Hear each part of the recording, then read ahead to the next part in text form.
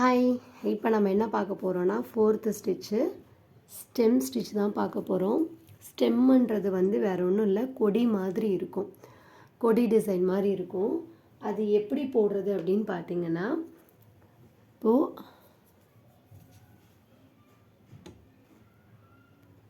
இப்போ நல்லா பாருங்கள். இப்போது இங்கேருந்து ஓரளவுக்கு செயின் ஸ்டிச் போட்டு இங்கேனா குட்டி லாக்கு, இது ஸ்ட்ரைட் லைன், குட்டி லாக் போட்டு அப்படியே பேக்வேர்டு வரணும்.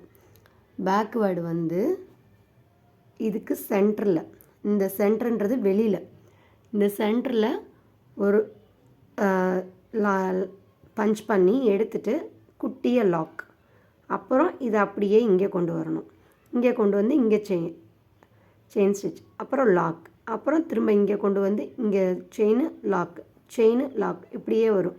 அதாவது நம்ம இந்த ஸ்ட்ரைட் லைனு தான் நம்ம அந்த செயின் போடுறதுக்கெல்லாம் ஸ்ட்ரைட் லைனு, அந்த சைடில் கொண்டு வரதுக்கு அந்த செயினை ஒட்டியே போடணும், ரொம்ப லாங்காக போட்டுறக்கூடாது. இது பார்த்திங்கன்னா நமக்கு கொடி டிசைனோட ஷேப்பில் வரும். நான் கோல்டன் கலர் த்ரெட் எடுத்திருக்கேன். கோல்டன் கலர் த்ரெட் என்ன பண்ணியிருக்கேன், என்கிட்ட 2 இல்லாதனால ஒரு எம்டி த்ரெட்டில் இருக்குல்ல, எம்டி இதில் சுற்றி வச்சுருக்கேன். அதே மாதிரி நாட்டும் போட்டு வச்சிட்டேன். ஓகேங்களா? இப்போது நான் என்ன பண்ண போகிறேன் அப்படின்னா, இந்த இடத்துல நான் பஞ்ச் பண்ணுறேன். அதாவது இங்கேருந்து தான் ஸ்டார்ட் ஆகுது. பஞ்ச் பண்ணிவிட்டு கீழேருந்து நீடில் எடுத்துடுறேன். கீழேருந்து நீடில் எடுத்துட்டு த்ரெட்டை எடுத்துடுறேன். ஓகேவா? இப்போது நான் என்ன பண்ண போகிறேன், இங்கேருந்து நான் ஜூம் பண்ணியிருக்கிறதுனால ரொம்ப பெரிய நாட் போட்ட மாதிரி, செயின் போடுற மாதிரி இருக்குது. இப்போது இங்கே பஞ்ச் பண்ணிவிட்டு இல்லை செயின் போட்டு குட்டி, ரொம்ப பெருசில், இப்போ குட்டி செயின் ஸ்டிச் போட உங்களுக்கு ரொம்ப கஷ்டமாக இருந்துச்சுன்னு வச்சுக்கோங்களேன். இப்படி போட்டு இப்படி கொஞ்சம் லூஸாக விட்டுட்டு, இப்போது ஏன்னா இந்த கேப்புக்குள்ளே எடுக்கிறது நம்ம கஷ்டமாக இருக்கும்ல, கொஞ்சம் அந்த கொஞ்சம் கேப்பு விட்டோம்னா பெருசாக இருக்கும். அப்படியே என்ன பண்ணுறோம், இப்போ பேக்கில் கொண்டு வரும். பேக்கில் கொண்டு வந்துட்டு ஒன்று இந்த சைடு போடுறதுனா இந்த சைடே போடணும், இல்லை இந்த சைடு தான் நீங்கள் உங்களுக்கு லெஃப்ட் சைடே போட போகிறீங்க அப்படின்னா லெஃப்ட் சைடே போடலாம், இல்லை இந்த சைடு போடுறதுனா இந்த சைடு போடலாம். ஆனால் ஒரே சைடாக தான் போட்டுட்டு வரணும். இப்போ பார்த்தீங்கன்னா இந்த செயின் இருக்கு இல்லையா, செயினுக்குள்ளே போடல, செயின் பக்கத்தில், இப்போ பார்த்தீங்கன்னா தெரியும், செயினுக்கு பக்கத்தில் ஒட்டி நான் இந்த இடத்துல போடுறேன். இந்த இடத்துல ஒரு பஞ்ச் பண்ணி இந்த செயின் போட்டிருக்கோம் இல்லையா, இந்த செயினை ஒட்டி போடுறேன். ஒட்டி சென்டரில், செயினை ஒட்டி சென்டரில் வச்சு ஒரு குட்டியாக, நான் சொன்ன மாதிரி தான், குட்டியாக இருக்கிறப்ப கொஞ்சம் லென்த்தாக எடுத்துகிட்டு பக்கத்துலேயே பஞ்ச் பண்ணி அப்படி எடுத்துட்டோன்னா நமக்கு ஈஸியாக வந்துடும். திரும்ப என்ன பண்ணுறோம், இந்த லைனு, ஸோ நம்ம என்ன பண்ணுறோம், இந்த லைனை ஃபார்ம் பண்ணிகிட்டே போகணும். அப்போது பஞ்ச் பண்ணி எடுத்து குட்டி லாக். அடுத்து என்ன பண்ணுறோம், இந்த செயின் இருக்கு இல்லையா, இந்த செயினோட சென்டரில், அதாவது இப்படி லைட்டாக உள்ளே தள்ளிட்டிங்கன்னா செயின் நடுவில் வந்துடும். இப்போ லாக் போட்டுட்டு இந்த லைனை தான் நம்ம ஃபார்ம் பண்ணணும். ஓகேங்களா? இப்போ இந்த கரெக்டாக இந்த லைனில் இங்கே போடல, இந்த லைனில் சென்டரில் நான் பஞ்ச் பண்ணுறேன். ஓகேவா? பஞ்ச் பண்ணிவிட்டு அதே மாதிரி குட்டி லாக் போட்டுட்டு இப்போ என்ன பண்ணுறேன், நான் த்ரெட்டை இழுத்துட்டேன், அப்படியே பின்னாடி திருப்பி கொண்டு வந்து இந்த செயின் இருக்கு இல்லையா, இப்போ நம்ம இங்கேருந்து லாங்காக இழுத்தோம்ல, இந்த செயினோட சென்டர் எங்கே வருது, இங்கேன்னு வச்சுக்கோங்களேன். இப்போது இங்கே போடலை, இந்த இடத்துக்கு பக்கத்தில் ஒட்டியே நான் இப்படி பஞ்ச் பண்ணிக்கிறேன்.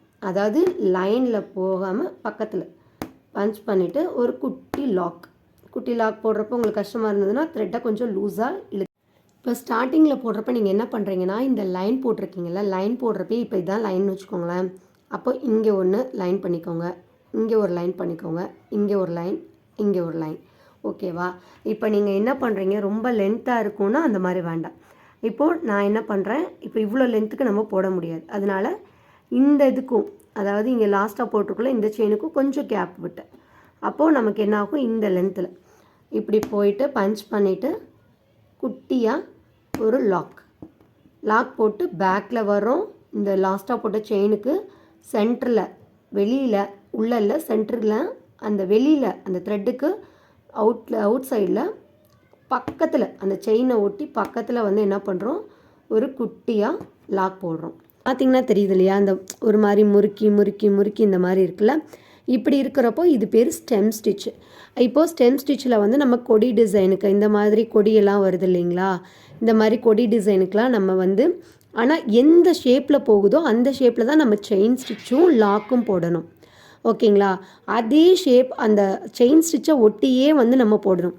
ஒன்று இந்த அதாவது இப்போது இதோட இப்போ இங்கே ஸ்டார்ட் பண்ணுறப்போ இப்போ இந்த கொடி டிசைன் ஸ்டார்ட் ஆகுது இல்லையா, இந்த இடத்துல ஸ்டார்ட் ஆகுதுன்னா நீங்கள் இந்த இடத்துல வந்து செயின் போட்டுட்டு திரும்ப பேக்வேர்டில் வந்து இப்படி போட்டிங்கன்னா இதே சைட்லேயே தான் போடணும். இல்லை இந்த சைடில் ஸ்டார்ட் பண்ணிங்கன்னா இந்த சைட்லேயே தான் நீங்கள் போட்டுட்டு வரணும்.